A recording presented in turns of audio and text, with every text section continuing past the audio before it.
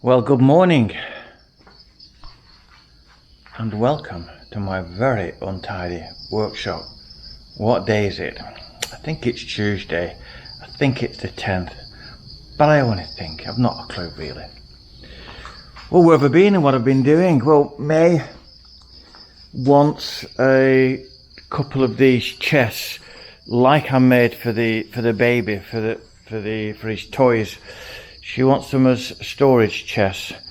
One of them she wants lockable, and the other one is like a bedding chest, if you like.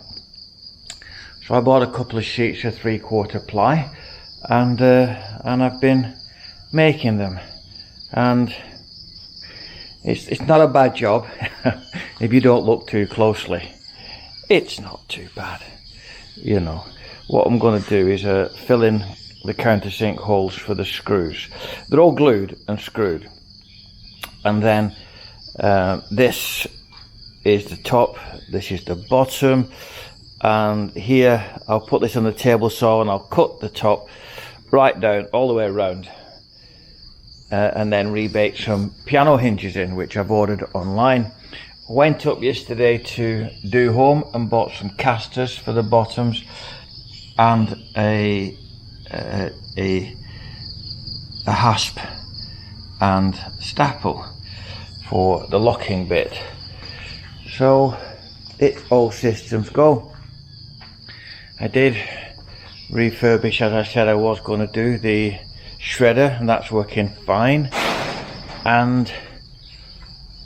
But when my mower got on fire, it burned some of the cable, and I had a new motor put in, but they didn't change the cable. My fault, because I didn't tell them to.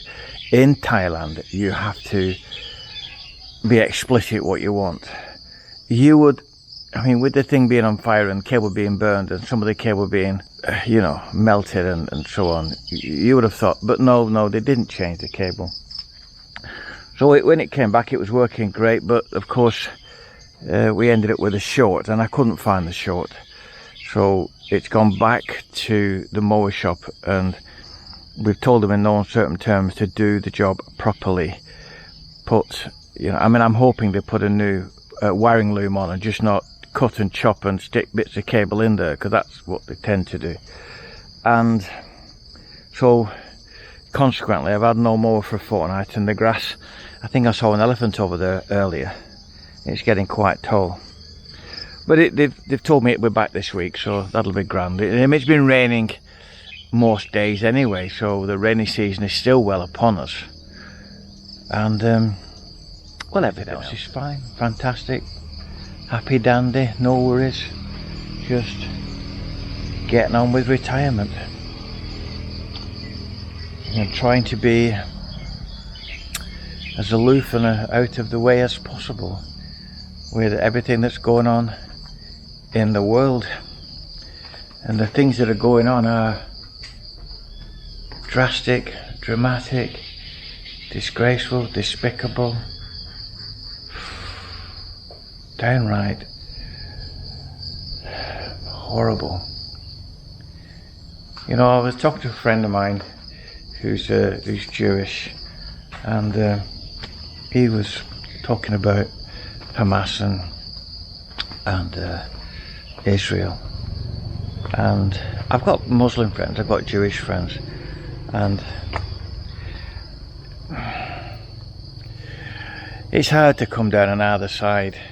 You know, violence is not the way, conflict is never the way, but unfortunately people get frustrated and they resort to the gun. You know, as Winston Churchill once said, George always better than war.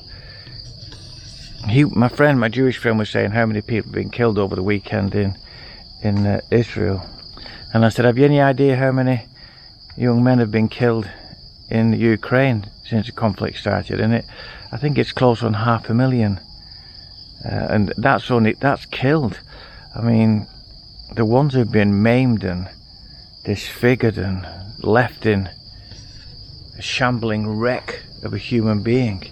Because as one very famous soldier said not too long ago, once you go to war, you don't come back the same because of what you see. And man's inhumanity to man never fails to amaze me. I just don't know why we can't all live in peace and get along, but we can't. So my answer is to stay up here in paradise, out of the way. It will get to us sooner or later, but hopefully being out in the sticks, then it will be later rather than sooner. Another friend of mine was talking about, this is a very famous YouTuber friend of mine, was talking about the imminent arrival of World War III, and I said it won't happen yet, because China won't commit yet. And the reason that they won't commit yet, in my humble opinion, is that they're not ready. They've currently got the biggest navy in the world, and they've probably got the most amount of troops and missiles and aeroplanes and goodness only what else. Goodness only knows what else they have. But the big thing is, they're restricted by the Straits of Malacca, and which is only 1.5 kilometers wide, about a mile wide. So if they want to get into the Indian Ocean, they've got to go South China Sea, around and through the Straits of Malacca at Malaysia. That's the choke point. However, what they have been doing, they've been busy with this Belt and Road Initiative, and they've built a number of bridges across the Mekong from Laos and Burma into Thailand, and all the new road systems that's gone on, the infrastructure through right the way down Thailand, and they're looking at building a canal across the bottom of Thailand, which would cut about 1,200 kilometers, which I think is about 800 miles off the journey into the Indian Ocean. They've got a deep water port at Djibouti on the entrance to the to the Suez, that way on.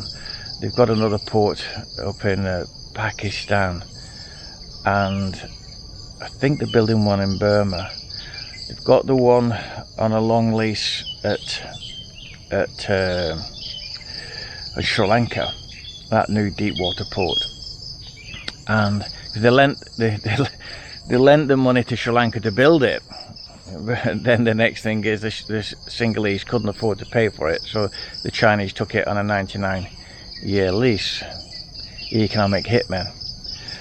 And I think they're building one in Cambodia.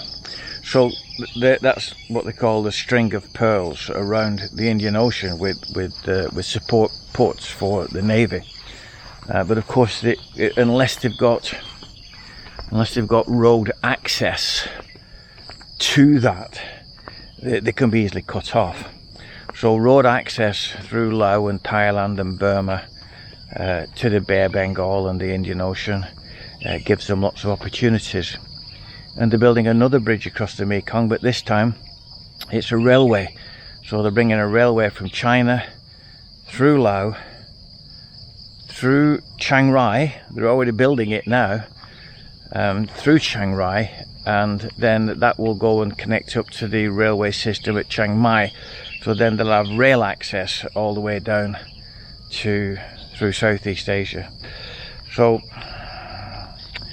you know, you look at a map of the world, and particularly Asia, and it's not hard to imagine it's a huge chessboard. Let's hope I'm not here by the time they put all the final pieces in place, but I do fear for the children. I fear very much for them. Do you know, I mean, obviously as a 70-year-old guy, I lived right through the Cold War. Born in '53, pretty much first generation after the Second World War. And it was always the propaganda that Russia was the enemy, Russia was the enemy, is Russia the enemy? And I used to say, well, you know what? I know a number of Russian people, and they're decent, hard-working people, and does the average Russian want to come and fight with me? No, he doesn't, or she doesn't. And people aren't the enemy of people. Governments create enemies.